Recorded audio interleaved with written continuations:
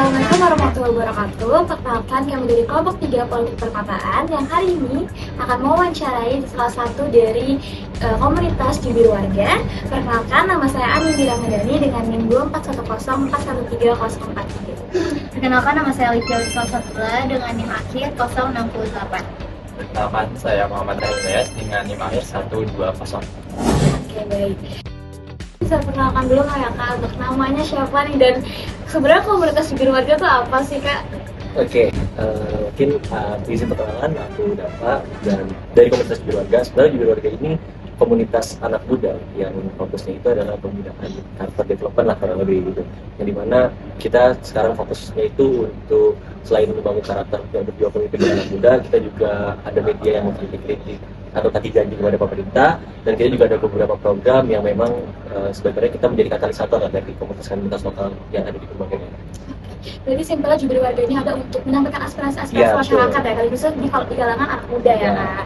Oke, dan kita dengar kemarin dari komunitas jubir warga sendiri itu ada sebuah program ya Kak yang habis yang lalui kemarin dan ke salah satu kota di Jawa Barat ya Kak. Betul ya? Mungkin bisa diceritakan kayak kemarin kemana dan ngapain nih? Oke, sebenarnya kemarin kita itu jubir warga berkesempatan untuk meliput secara langsung di Cirebon. Kenapa kita milih Cirebon? Pada akhirnya karena kita ingin mengangkat suatu isu, di mana isunya itu kurang lebih penyempitan ruang sipil dan juga itu ekonomi kreatif. Di mana kita fokusnya sebenarnya kenapa coffee shop sekarang lebih sering didatangi oleh anak-anak muda, terutama kenapa coffee shop sekarang itu bisa menjadi ruang sosial. Bagaimana caranya mereka bisa switching yang tadinya emang tempat-tempat ngopi biasa hingga akhirnya menjadi ruang sosial untuk anak-anak muda mengaktualisasikan diri mereka.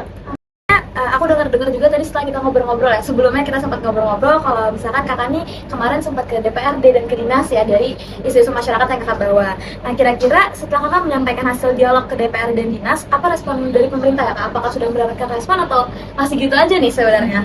Oke, untuk kemarin alhamdulillah ya, setelah kita berdialog ke DPRD Jawa Barat dan juga kita ke dinas, terutama dinas DKWPP, kita diterima dengan baik dan alhamdulillah responnya positif karena kita juga membawa salah satu perwakilan komunitas lokal yang memang ada di Cirebon yang memang fokusnya di isu tersebut.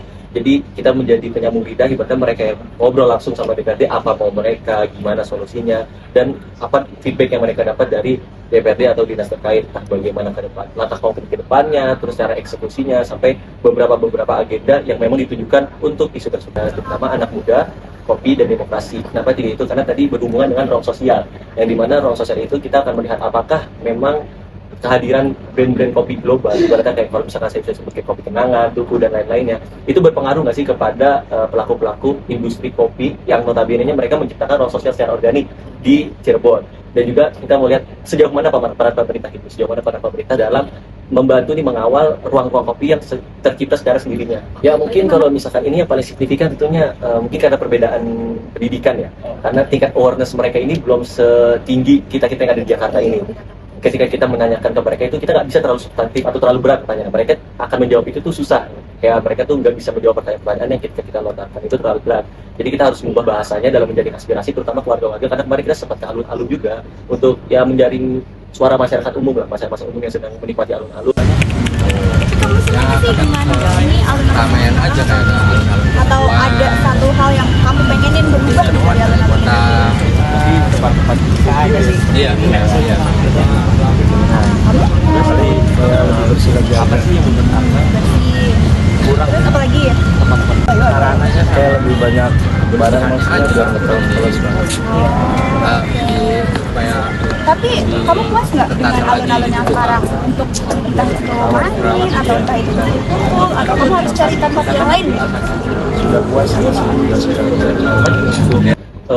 Kita menyampaikan aspirasi ke pemerintah itu kita nggak terlalu sulit ya, karena alhamdulillahnya yang seperti tadi udah aku bilang, mereka itu welcome untuk ngobrol. Apalagi kita cari juga kira-kira nih yang masih muda lah, DPRD yang muda, dan juga dinas-dinasnya juga alhamdulillah sangat kooperatif, jadi kita nggak pernah punya tantangan yang sangat sulit. Oke, untuk evaluasi ya, mungkin kalau untuk evaluasi kita secara substansi sih kita alhamdulillah kemarin nggak ada evaluasi yang gimana, paling kita harus lebih berani lagi lah, lebih berani dalam menyampaikannya kepada pemerintah, karena seperti biasa kalau misalnya kita berdialog sama stakeholder, pasti mereka adalah cara-cara untuk mengubah topik, menggeser topik sedikit, atau mungkin mereka mengulur-ulur, atau mungkin jamnya tuh ya nggak menebak gitu, nggak tertebak, bisa-bisa dari kemarin kita contoh janjian awal jam 1 digeser jam 2 digeser jam 3, jadi kita harus menyesuaikan teknis. Sebenarnya evaluasi itu lebih banyak ke teknis ya, karena secara substansi ya ketika kita wawancara warga, wawancara pemilik kedai kopi, dan wawancara stakeholder itu alhamdulillah aman semua. Terus untuk kedepannya ya, karena ini mungkin sebagai awalan ya, tentunya buat kedepannya mungkin kita harus lebih banyak persiapan teknisnya gitu. Ya, berarti kalau kita boleh tahu selain dari Cirebon nih kira-kira jubir warga bakal kemana ya kak? Tuh. Itu mau dikasih tau nggak? Bakal boleh nih? Boleh. Oh, boleh rahasia. Dikira masih rahasia nih. Ya, karena kita juga dengan spill di Instagram gitu. Oke, Jadi buat apa rahasia-rahasia Jadi lain? boleh juga cek Instagram Jubir Warga kalau misalnya mau tahu info selanjutnya juga. Nah, itu kedepannya sih alhamdulillah Cirebon kita lagi fokus saat ini di Jawa Barat, karena menurut kita itu yang paling dekat dari Jakarta juga kan, dan juga accessible lah untuk nggak terlalu jauh. Itu ntar kedepannya kita akan insya Allah ke Sukabumi dan juga ke Garut. Cuman nggak menutup kemungkinan kalau misalkan ekspedisi ini kedepannya akan inilah kita menyebar, berarti kita perluas jangkauan kita untuk menjadi ekspedisi di Semarang. Jadi ditunggu aja, insya Allah ada Ya, kabar. karena memang goalsnya jubir warga tuh bisa menjadi untuk menyampaikan aspirasi masyarakat seluruh Betul. Indonesia ya kak pastinya. Memang goals kita kan sebagai katalisator, Betul pihak banget. ketiga yang menyampaikan, yang membantu menyampaikan. Betul. Nah, Untuk pertanyaan ini sebenarnya penting, dibilang penting itu sangat penting ya, karena kalau misalnya kita lihat sekarang mungkin di media sosial kalau teman-teman bisa tonton, banyak banget yang ngeluh-ngeluh atau yang pun yang menyuarakan pendapatnya, dan juga banyak komunitas-komunitas gerakan-gerakan yang berbuat baik, kayak Gen Bergerak atau mungkin kayak Ijul kalau kalian tahu yang sempat viral. Nah, cuma di sini PR mereka adalah mereka bingung ketika mereka sudah melakukan hal baik itu atau melakukan hal-hal yang tidak menyuarakan pendapat mereka stuck di situ, mereka nggak tahu langkah selanjutnya apa. Nah, disitulah kita hadir, setelah jubir warga hadir atau komunitas seperti kita hadir sebagai katalisator, sebagai pihak ketiga yang membantu. Kalau misalkan untuk bilang ke mereka, kalau lu cuman bisa ngekritik, cuman kasih aspirasi atau bikin tindakan, itu nggak bakal merubah dari akar. Ayo kita bareng-bareng jalan, aspirasi kalian apa, kita tampung, kita diskusikan bareng-bareng, kita bawa ke meja birokrasi. Jadi itulah yang menurut aku tuh penting gitu, kehadiran komunitas-komunitas kayak kita gitu. ya, berarti kehadiran komunitas itu penting, tapi nggak kalah penting respon dari pemerintah Betul, ya Kak, nggak pastinya. kalah penting. Dan tadi kakak bilang respon pemerintah tuh bagus, sangat welcome dengan kita. Tapi harapan kita sebagai anak muda, apalagi dengan komunitas seperti ini, kita tidak hanya berharap respon yang dengan baik, tapi juga dilakukan tindak lanjutnya ya Kak. Oke, paling itu aja sih pertanyaan-pertanyaan dari kita, udah sangat-sangat sudah terjawab, karena komunitas jubir warga ini juga sangat-sangat mewakilkan masyarakat. Berarti ada kita tunggu ekspedisi tadi ya Kak? Iya. Ekspedisi di kota-kota selanjutnya. Terima kasih banyak Kak. Nah, jubir warga itu adalah apa namanya, salah satu project ya, yang coba diinkubasi oleh Sindikasi Pemilu dan Demokrasi. Jadi agar teman-teman ngerti konteksnya, Sindikasi Pemilu dan Demokrasi itu NGO ya, think tank yang fokusnya di bagian soal kepemiluan, tentang pemilu, ya kan? Ya intinya advokasinya di seputar isu pemilu. Nah, di momen pemilu 2024 itu kita mencoba ya, kita trial untuk fokus pada satu isu, yaitu terkait dengan pendidikan politik anak muda. Bentuknya itu kemudian jadi jubir warga itu. Dulu itu kita cuma bikin acara di Jakarta, di Cirebon, di Malang, di Jogja misalnya. Nah, kemudian kita pengen yang untuk anak muda ini terpisah dari Sindikasi Pemilu dan Demokrasi. Akhirnya kita bikin jubir warga itu. Jadi kalau teman-teman lihat di IG-nya jubir warga, kita sebenarnya sedang fokus mau menagih janji presiden. Sampai di beberapa waktu ini kita sedang berupaya untuk di lokal, kira-kira seperti itulah. Boleh tahu pencetus utama dari Jubir Warga itu siapa ya Kak? Pencetus utamanya ya bisa dibilang Sindikasi Pemilu dan Demokrasi plus warga muda. Jadi dua organ itu kemudian melahirkan Jubir Warga. Inisiasi dua lembaga lah, kira-kira kayak gitu. Oke, dari dua lembaga menjadi satu komunitas baru ya Kak? Dulu waktu pemilu kita punya program namanya Calegfest dan Pilkada Fest. Jadi Calegfest dan Pilkada Fest itu adalah cara kita, ya kan, untuk mengubah model kampanye yang selama ini kampanye konvensional, bagi-bagi sembako, bagi-bagi beras. Kita ingin tarik calon-calon DPRD itu di kota-kota, di kabupaten itu, mereka mengadakan model kampanye yang lebih partisipatif, yang lebih challenging, yang bukan hanya minta beras dan sebagainya, tapi menagih visi misi dan komitmen mereka. Nah, kita adakan di beberapa daerah, waktu itu Jakarta, Cirebon, Malang, Bandung, ya kan. Terus juga setelah Calegfest, Pilkada Fest. Pilkada Fest itu juga dalam rangka menguji gagasan para kandidat terkait dengan isu-isu daerah yang berkaitan dengan anak muda.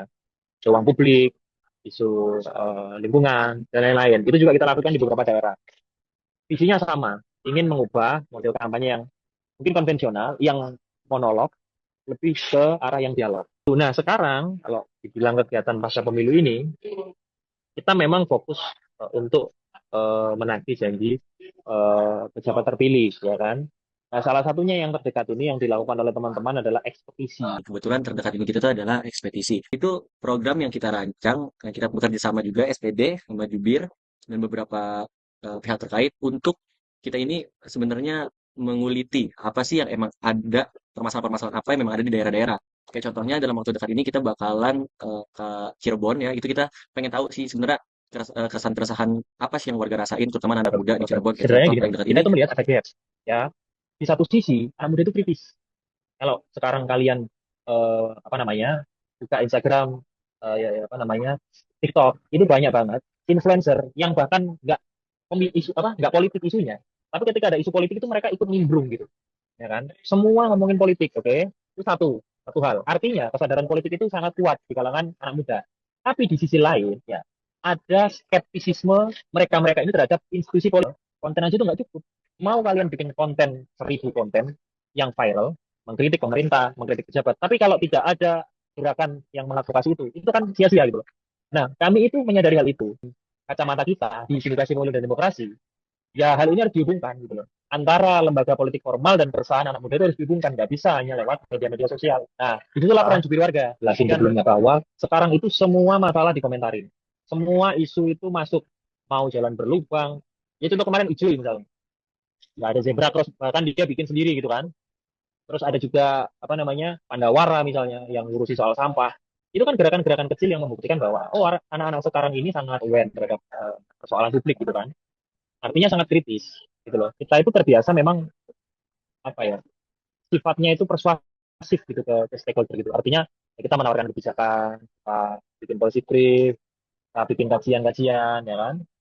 Karena kita basisnya sejak awal itu memang terkonek dengan kelompok-kelompok tersebut, ya sebenarnya jubir warga itu juga dalam posisi itu. Jadi kita misal di Cirebon punya banyak kenalan DPRD, punya kenalan di Pemda, Pemprov, bahkan Pemprov DKI gitu kan. Sifatnya adalah menjaga komunikasi dengan mereka gitu. Kalau gini ya, indikator berhasilnya itu apa dulu? Kalau indikator berhasilnya itu mengubah kebijakan, mungkin sampai saat ini belum terlalu bisa dikatakan berhasil ya dalam mengubah kebijakan gitu kan. Tantangannya banyak. Apalagi kalau dilihat di pemerintah lokal, pemerintah daerah itu untuk mengadvokasi kebijakan. Halangannya adalah sekarang pemerintah daerah itu sedang bertarung dengan yang namanya efisiensi. Tapi kalau kita bilang bahwa jubir warga ini adalah tempat untuk bisa mengkomunikasikan antara kebutuhan warga dan apa realitas yang ada di pemerintah lokal, ya mungkin di tahap itu kita bisa gitu. Ya solusi dari kita ya hari ini ya tetap kritis gitu, tetap jubir warga sebagai platform ya tetap menyuarakan sesuai dengan data dan fakta. Nah, tantangan terbesar kita hari ini kan itu. Banyak dari teman-teman itu ngomong, nggak ada data, nggak ada fakta, cuma jadi sampah digital. Nah, sehingga solusi dari kita ya di jubir warga pertama kita kembalikan lagi pada visi misinya para kandidat. Mereka terpilih karena mengusung visi misi tertentu, menjanjikan program tertentu. Ya jalan kita ke depan ya nagih itu. Selain itu semua, mungkin solusi kita ke depannya juga salah satunya ada kolaborasi-kolaborasi sama media-media lokal kayak ini kayak Tuban Ink, dan memang rencananya kita akan terus eksplorasi lah, akan terus ekspansi mencari kontak-kontak media-media lokal terkait untuk menjalin kerjasama yang dimana ya tujuannya sebenarnya sama untuk menagih janji itu, untuk Ya, menagih baik. janji. Apakah sudah tidak ada tambahan? Oke, karena pertanyaannya sudah semua terjawab, terima kasih kakak-kakak yang sudah mau diajak diskusi dan juga interview mengenai profil dan juga ada di jubir warga. Sekian terima kasih dari kelompok kami pamit undur diri. Wassalamualaikum warahmatullahi wabarakatuh.